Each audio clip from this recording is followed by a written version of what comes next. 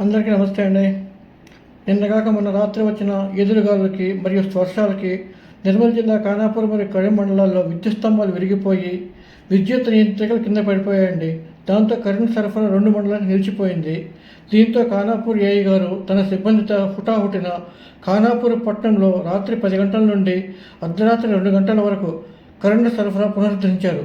కానీ ఖానాపూర్ నుంచి కడెం మండలం లింగాపూర్కి వెళ్లే ప్రధానమైనటువంటి 33 kV లైన్కి పైన చెట్లు పట్టడంతో లింగాపూర్, సారంగాపూర్కే, ఎలగడప, మాసాయిపేట మరి నచ్చనల్లాపూర్ గ్రామాలన్నీ కూడా అంధకారంలో ఉన్నాయండి. తర్వాత రోజు నిర్మల్ విద్యుత్ శాఖ ఎస్సీ గారు మరియు డిఈ గారు హుటాహుటిన లైన్ పడిపోయిన చోటుకు వచ్చి కాంట్రాక్టర్ మరియు సిబ్బందితో యుద్ధ ప్రాతిపదికన పనులన్నీ చేయించి ఆయా గ్రామాలకు కరెంటు సరఫరా పునరుద్ధరించడం జరిగిందండి. అలాగే లక్ష్మణచంద్ర మండలంలోని బాబాపూర్ గ్రామంలో కూడా కొన్ని స్తంభాలు విరిగిపోవడం కానీ మరియు నియంత్రిక కింద పడిపోవడం కానీ జరిగిందండి. అలాగే గ్రామ ప్రజలందరికీ కూడా విజ్ఞప్తి అండి, ఎవరైనా సరే కరెంటు వైర్లు కింద పడి ఉంటే దయచేసి వాటిని ముట్టుకోకండి.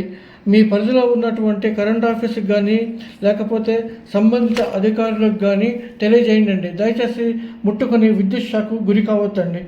Thank you.